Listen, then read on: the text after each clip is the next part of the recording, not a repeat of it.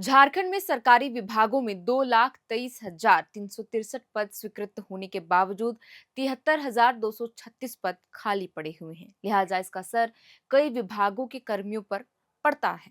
सवाल है कि आखिर क्यों स्वीकृत होने के बावजूद भी नियुक्तियां समय पर नहीं हो पा रहे हैं। आखिर इसके पीछे क्या वजह है? हम इन तमाम सवालों के जवाब जानने की कोशिश करेंगे। साथ ही यह जानेंगे कि कौन से विभागों में कितने पद फिलहाल खाली पड़े हुए हैं और कितने कर्मी कार्यरत हैं। झारखंड सरकार में 35 विभाग ऐसे हैं जहां 73,000 से भी अधिक पद सालों से खाली पड़े हुए हैं। लिहाजा खाली कुर्सियों के भरोसे राज्य की पूरी व्यवस्था चल रही है। स्वास्थ्य, शिक्षा और पुलिस प्रशासन जैसे महत्वपूर्ण विभागों में भी बड़ी संख्या में स्वीकृत पद कई सालों से खाली पड़े हुए हैं। एक महीने पहले ही एक रिपोर्ट सामने आई थी जिसमें झारखंड में उच्च शिक्षण संस्थानों में शिक्षकों की भारी कमी देखी गई। जहां 54 छात्रों पर महज एक शिक्षक ही हैं, वहीं यूनिवर्सिटी में 60 स्टूडेंट्स पर एक टीचर। इस रिपोर्ट में जिक्र किया गया था कि यूनिवर्सिटी और कॉलेजों में शिक्षकों की कमी का असर न केवल सकल नामांकन यानी एडमिशन अनुपात पर पड़ता है, बल्कि पढ़ने वाले स्टूडेंट्स पर भी। पिछली बार झारखंड विधानसभा में पेश की गई झारखंड आर्थिक सर्वेक्षण 2024-26 में भी यह स्थिति पर चिंता प्रकट की गई। इसमें कहा गया कि लंबे समय से राज्य के विश्वविद्यालयों और कॉलेजों में शिक्षकों की नियुक्ति नहीं होने से यह स्थिति बनी है।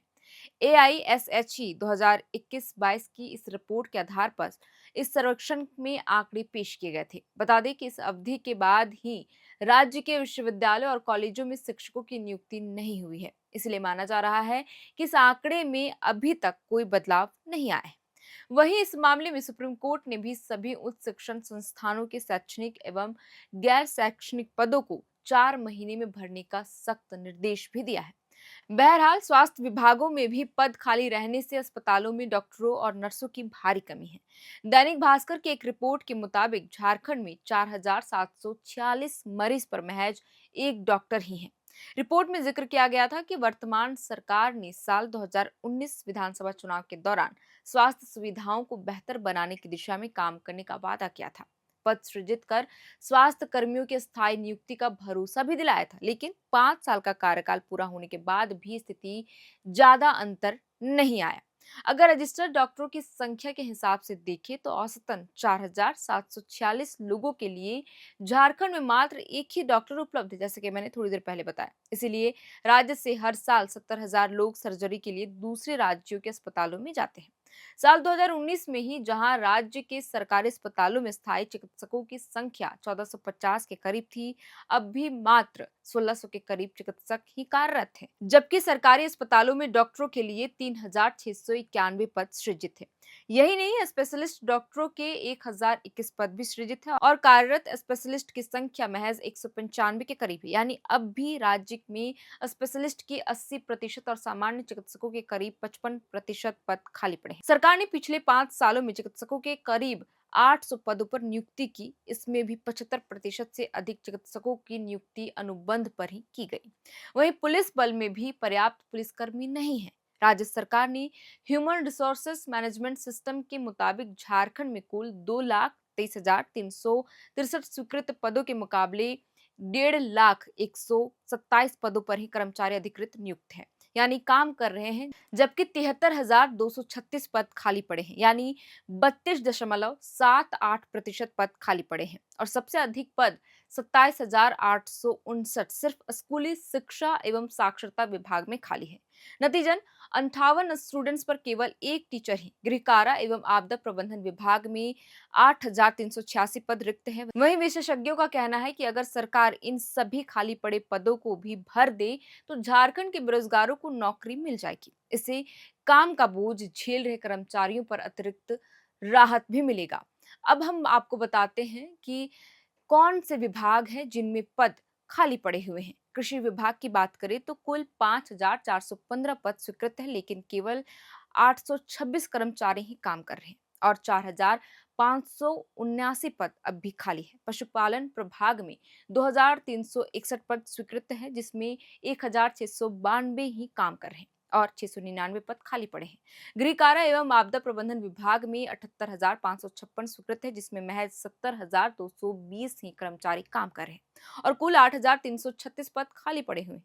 स्वास्थ्य, चिकित्सा, शिक्षा, परिवार कल्याण विभाग में 10,720 पद स्वीकृत है और 8,334 ही कार्यरत हैं और 2,386 पद अब भी खाली पड़े हुए हैं। और हमने शुरुआत में ही बताया कि इतनी संख्या में पद खाली है, जिसका असर डॉक्टरों और नर्सों पर पड़ रहा है। इसी क्रम में हम आगे बढ़ते हैं। श्रम नियोजन, प्रशिक्षण, कौशल विकास में कुल 3,992 पद स्वीकृत है, लेकिन 1,185 ही कार्यरत है, यानी कि इतने ही कर्मी काम कर रहे हैं, जबकि 2,807 पद खाली है। राजस्व निबंधन एवं भूमि सुधार राजस्व में 2,136 पद स्वीकृत है, लेकिन स्थिति यह है कि सिर्फ 641 ही कार्यरत है और 1,495 पद अब भी खाली पड़े हुए हैं। इसी तरह 30 से भी अधिक विभागों में सैकड़ों और हजारों पद खाली हैं। वहीं विशेषज्ञों का मानना है कि इन पदों में सालों से नियुक्ति न होने के पीछे राज्य के कर्मचारियों पर काम का बोझ पड़ रहा है। लिहाजा कर्मचारी अधिकारी कम रहने से योजनाओं की रफ्तार भी धीमी चल रही है। हालांकि सरकार दावा करती है कि हम हर साल नियुक्तियां बांट रहे हैं, लेकिन सवाल है कि अगर सरकार नियुक्तियां बांट रही है समय समय पर, तो इन विभागों में कैसे हजारों पद अब भी खाली पड़े हुए हैं। तो ये तो हमने आपको पूरा विस्तार से बताया कि कितने विभागों में कितनी संख्या में पद खाली पड़े हुए हैं और इससे क्या असर पड़ रहा है। बहरहाल, अब आपको बताते हैं कि बीते कल रद्द किए गए नियुक्तियों के बारे में। एक तरफ जहां कई पद सालों से रिक्त हैं, तो वहीं कई पदों पर होने वाली नियुक्तियों को ही पूरी तरह से रद्द कर दिया गया, यानी कि आवेदन जो भरे गए थे उन्हें अब रद्द कर दिया गया। दरअसल झारखंड कर्मचारी चयन आयोग यानी जेएसएससी ने झारखंड तकनीकी विशिष्ट योग्यताधारी स्नातक स्तरीय संयुक्त प्रतियोगिता परीक्षा 2023 के तहत 6,906 आवेदनों को रद्द कर दिया है। इसके पीछे आयोग ने वजह बताया कि इसमें 6,556 आवेदनों के मामले में केवल प्रारंभिक चरण ही पूरा किए गए। इनमें परीक्षा शुल्क यानी परीक्षा फीस ही नहीं भरा गया था, जबकि 231 मामलों में परीक्षा शुल्क का भुगतान तो हुआ, लेकिन अभ्यर्थियों ने फोटो व हस्ताक्षर ही अपलोड नहीं किए। 72 आवेदनों में समान नाम, पिता का नाम, जन्मतिथि होने के कारण अंतिम आवेदनों को वैध माना गया।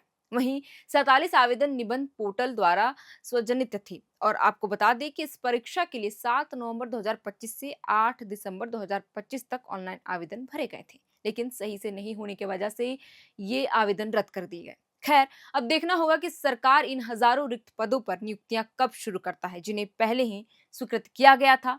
इसके अलावा जिन आवेदनों को बीते कल रद्द कर दिया गया, उन्हें सरकार दोबारा कब और किस प्रक्रिया के साथ बहाल करती है, यह देखना बेहद ही महत्वपूर्ण होगा। फिलहाल के लिए इस वीडियो में इतना ही।